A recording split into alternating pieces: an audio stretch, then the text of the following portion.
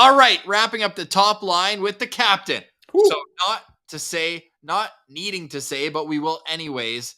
This is last but certainly not least on today's countdown. Brady Tkachuk exploding offensively, over a point per game for the first time in his National Hockey League career. 82 games, another member of the 100% games played, the best ability is availability club. 35 goals, a career high after hitting 30 for the first time in game 82 last season. 48 assists, good for 83 points. Played 18 minutes and 38 seconds per game. A 56% Corsi, 56.6% expected goal rate, and the fans are appreciative of the captain's efforts. 89.5% gave him an A grade on the season. He's still signed for 5 more years at $8.2 million. Pilsy, where did you see Brady Tkachuk take the biggest stride in his overall game this year?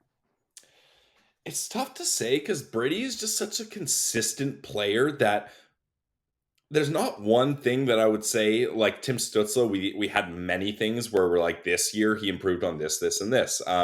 With Brady Tkachuk, honestly, it's just the fact that he didn't lose a step. Like, I honestly thought he might lose a step as the grind of the season goes on, as he's expected to do so much. He's played 82 games this year, like you mentioned. Like, he just kept staying consistent. And I guess, Ross, where I'll say the biggest or thing that's really helped him this season was his ability to show what kind of a leader he is. Now, I know there's no way to kind of quantify that or what stats you can use, but we talked about bringing Claude Giroux in as a veteran, and a little part of me worried about that being like, ooh, Giroux was a captain in Philly for a long time. He's coming to a new Ottawa Senators team. Is he going to try to really put his stamp on this team, and how's Brady going to react to that?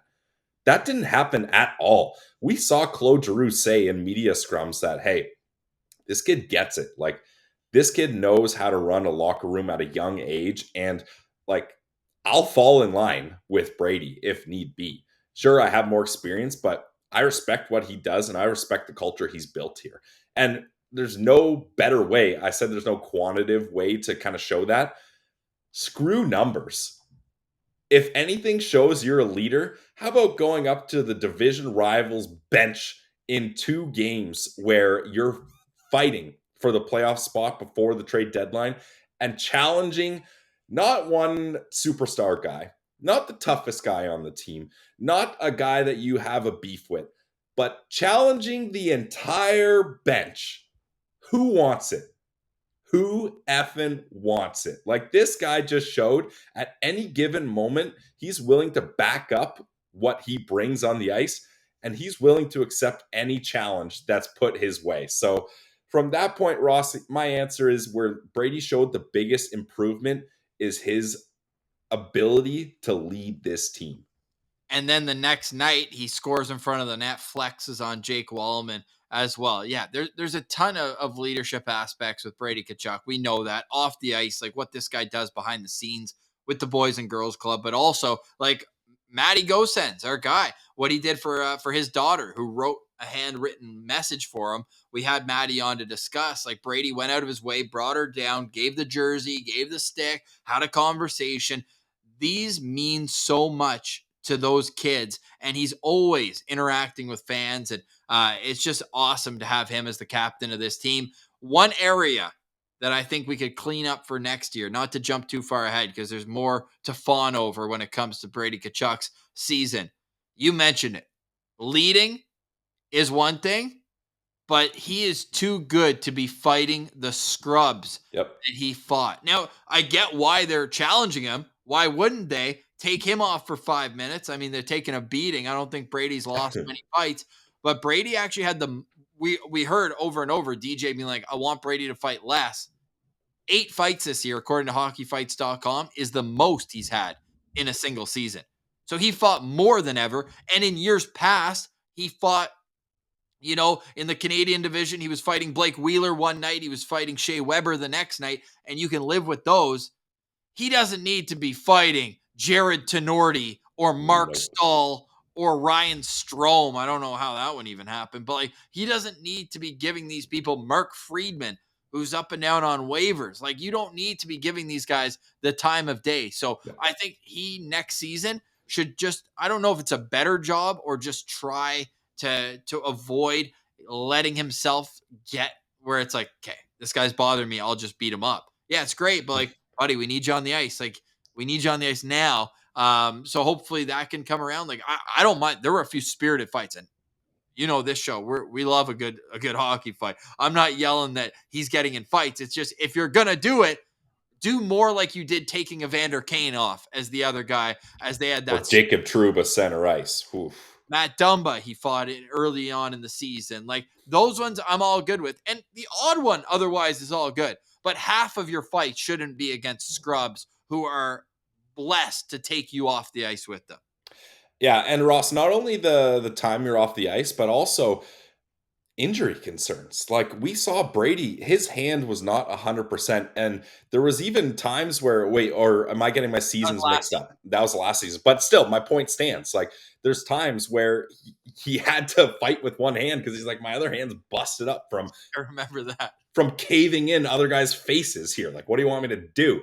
So the thing is, yeah, you don't want him off the ice. He's one of your best players, and especially when you're taking a scrub off 5 minutes with you. And you got like, he's not a third line 40-point guy like people thought he was going to be when he was drafted. This guy puts up a point per game pace. He's got important hands on this team. So you can't have them constantly being at risk. And Ross, one thing that those hands do very well is get shots on net. Oh, yeah. Before we move on to, because I know that you want to dive into that, Pilsy, two of these things are not like the others. Okay, I'm not going to do it in order, but here's the top 10 penalty minute leaders this season. Oh, Michael Bunting, Tanner Jeannot, Brandon Montour, Liam O'Brien, AJ Greer, Austin Watson, Pat Maroon, Nick Delorier, Brady Tkachuk, Matthew Tkachuk. Yeah, weird. The Tkachuks are right in the mix there. Outside of, Brandon Montour is a defenseman, 73 points. We'll give him some flowers there. Outside of him, none of the top 10 outside of the Tkachuks had more than 49 points this year. Brady had 83 and Matthew had 109. Like, the Tkachuks are just built different. So when I say, look, I'm nitpicking, but it's like, hey, if you're going to take someone off in a fight, try not to do it against these scrubs all the time. If this is just how the Tkachuks play hockey, let's just enjoy it for what it is, because they're friggin' entertaining, man, night in and night out. Exactly. And I think, Ross, that will change as this team is playing in more more meaningful games. You know what I'm saying? Like, because sure, these were meaningful games, but when they're actually in the thick of it, and it's like we are so much above this right now, I think he's going to get into those less. And to get back onto the shots on goal and to tie in the Tkachuk thing, Brady Tkachuk finished with 347 shots on goal this season. Only 3 players had more. Ross, can you name them? Matthew Tkachuk. Wrong. Ooh, because you mentioned the Tkachuks. Yeah, he's very close. He's in the top 10. He had 322 shots, so only 25 shots less than Brady. Ovechkin? Nope, that's a good guess, but this was not Ovi's year in that sense. He had 294. Pasternak? Yep, he's top in the league, 407. Okay. Oh, now the pressure's on. I'll give you a hint. He scored. Just say East or West. Both are West. Both are West. Draisaitl? Nope. No, he's a disher. Scored the most goals in the league. Oh, Connor McDavid. Yep. And then the other guy, just to wrap it up, is Nathan McKinnon. So that's pretty damn good company to be in. And I know. Sorry. Okay, we did it trivia wise. Name yes. all of them, because I would hear them together.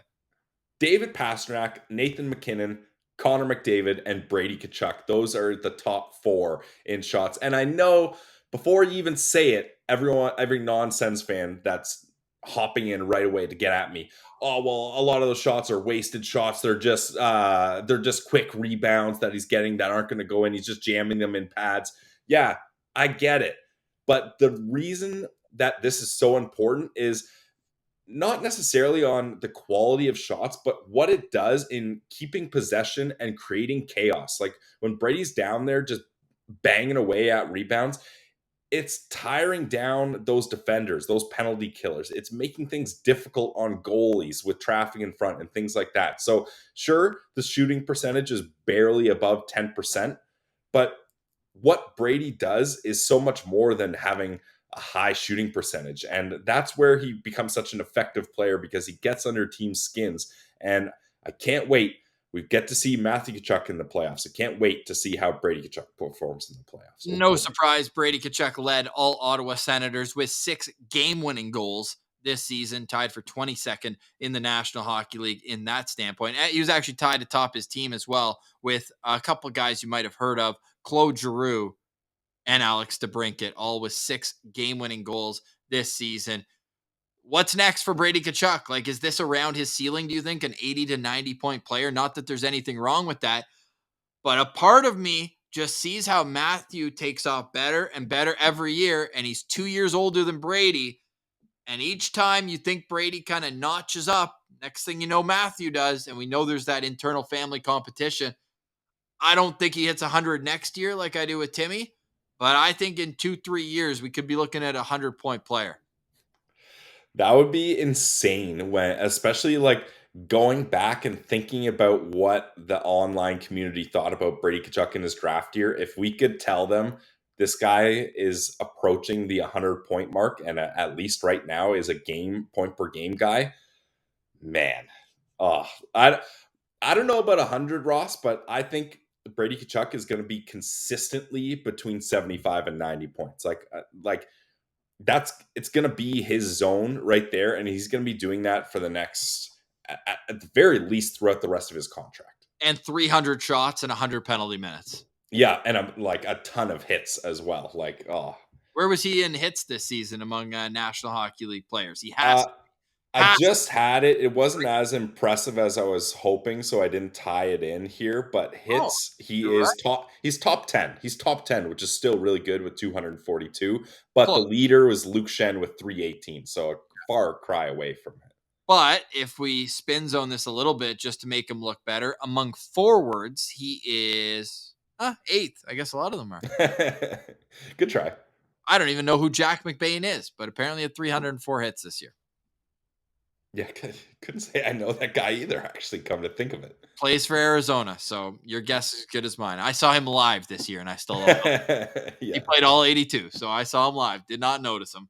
But apparently he goes out there and bangs bodies. But with Brady Tkachuk, he's doing a whole lot more than that. He's the one guy in that top 10 as well that also puts up points, which makes him yeah. that much more impressive. The only guy who's even like, no, there's nobody in the No, same. yeah, I was gonna say there's no one. No, like there's no one even close. Like Marcus Foligno would be the closest, and he is not a point producer. He finished with what this year?